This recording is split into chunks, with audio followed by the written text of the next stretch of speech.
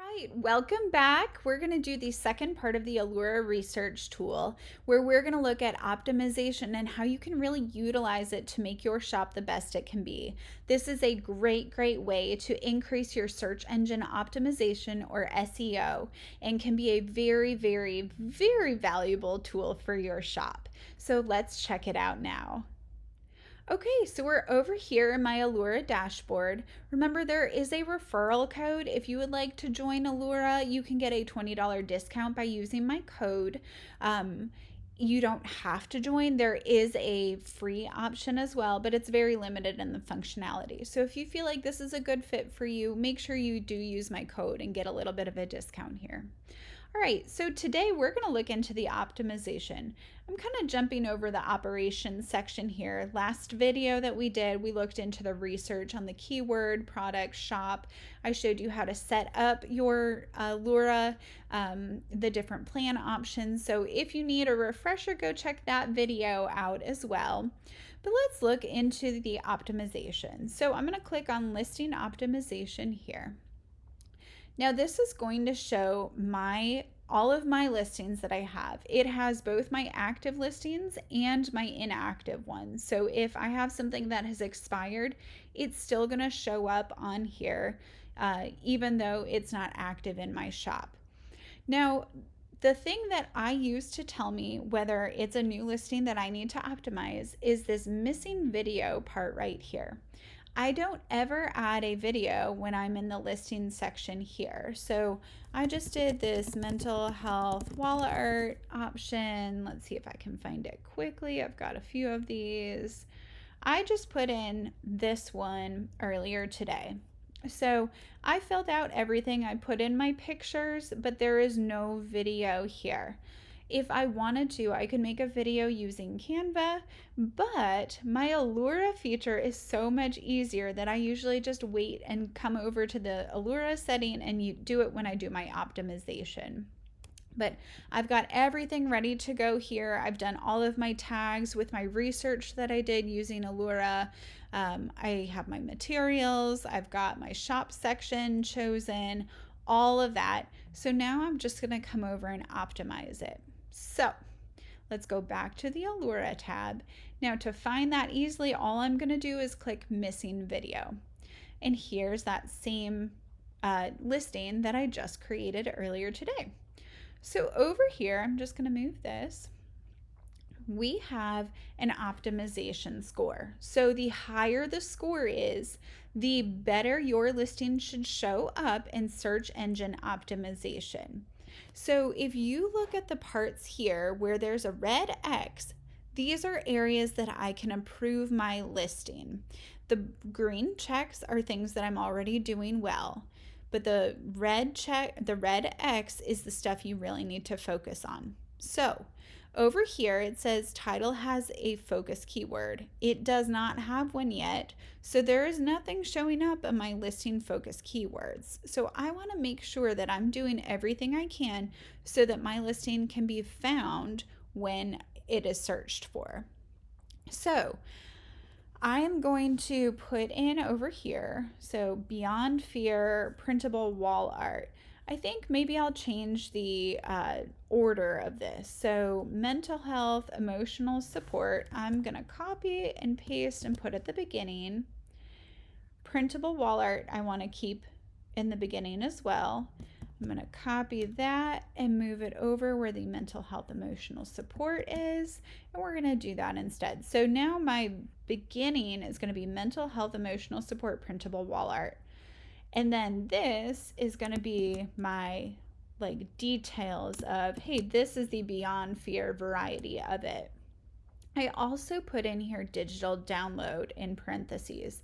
This helps me when I run sales. So I have both physical products and digital products. My physical products, I cannot run a sale at as high of a rate as I can for my digital products. So my max sale that I'm able to do for my physical products is 10%. So if I wanted to run a 20% off sale or 25% off sale on my digital products, I cannot just in my shop here do like a whole shop sale, or that will really get me in trouble. I've actually accidentally lost money on listings that have sold and had a sale higher than what I really could afford to have on a physical product. So I've worked through that. But this helps me identify it when I go to search. So I always keep that digital in there. Now, what I like to do is copy and paste this to the first line here. This is actually going to help my focus keyword show up, but we're still missing something. I do not have these same words in the correct order showing up in my tags. So what I'm going to do is figure out, okay, mental health. I want that to be one of my keywords. I want emotional support to be a keyword, and I want printable wall art to be a keyword. So I'm going to come down and look at the tags that I've already researched and done, and I'm going to see what to play around with. So instead of that mental health one that I had there, I am going to type in mental health there. And then let's see, emotional support was the next one. So let's find something. I had emotional healing, but I didn't have emotional support. So I'm going to take out emotional healing and type in emotional support. Now look over here. Mental health shows up already because I just added it in. If I take that out, then it's no longer a keyword. So this is looking at things that show up early in your title and early in your description, and also in the keyword tags. This identifies to Etsy that it is an incredibly important word. So when you search for it, when somebody else searches for it, it will show up more likely. So emotional support is going to be one, mental health is going to be one, and then I want to do printable wall art. So let's see if I have something here. I have support wall art. Let's take that one out and replace it with printable wall art. So now I have 3 listing focus keywords. So those are going to help my product to be found, because when somebody types in emotional support printable wall art, it's going to say, oh wow, hey, this person here has this listing that has 2 of those keywords, and they show up in lots of places early on. So those must be really important. They must be a good match. So very, very helpful. If you're curious, like sometimes if you have like a t-shirt or something and it's like mental health awareness t-shirt, it might say like, oh, you're missing a word like soft or cotton or red. Sometimes it'll ask you for those types of things, but you can always hover over the little I information thing if you're curious as to what's happening. Now remember, we were in the 70s for the optimization score, and just adding those focus keywords, I'm already up to an 89. You want to get as close to 100 as possible. All right, so my description is a good number of characters. It contains the focus keyword. Something else here I'm just going to show you with the title. This has updated with the new Etsy listing suggestions. If I had more words in here, say I put psychology, office, counselor, you see the score just went down. So I still have 120 out of 140 characters. I can keep going here, but it's giving me the suggestion that now my title might be too long. So Etsy wants us to use shorter titles that are just clear for the viewer to see. So Alura helps you and reminds you, hey, you've got a lot of words there. Can you bring that down a little bit? So you want to be clear and concise. All right, so let's go down to the video. I think this is one of the coolest tools I have. So you can just click generate video and then pick which of your items you want to use as a picture or as a video, and then you can reorder them and just generate a video. So that's going to make a video for me, and that's just going to click through those items that I already have.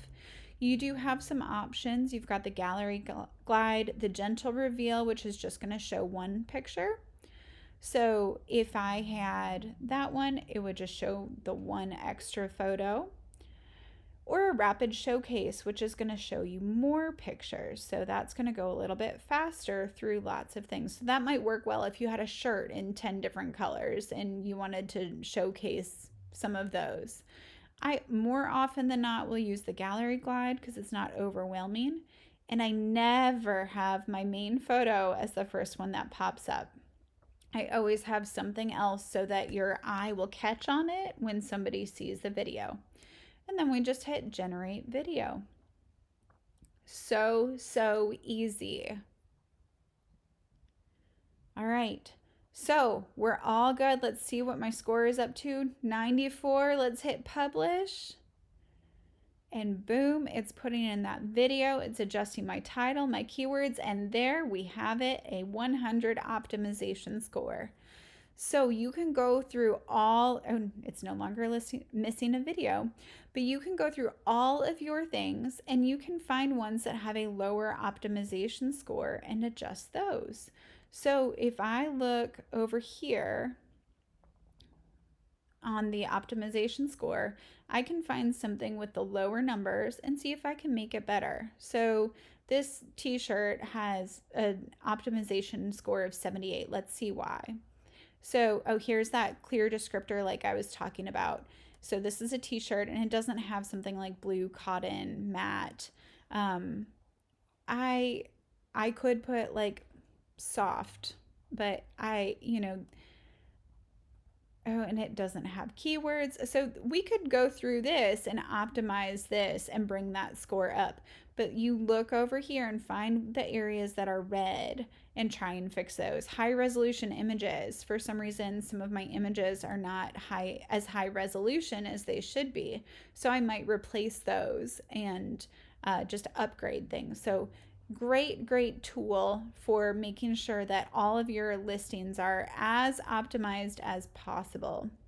Now there are times where you might have something that's here, my 94. Let's see what the issue is that I don't have. Under 15 words. So you might have something where you're like, I really want all of those words because it's really helpful.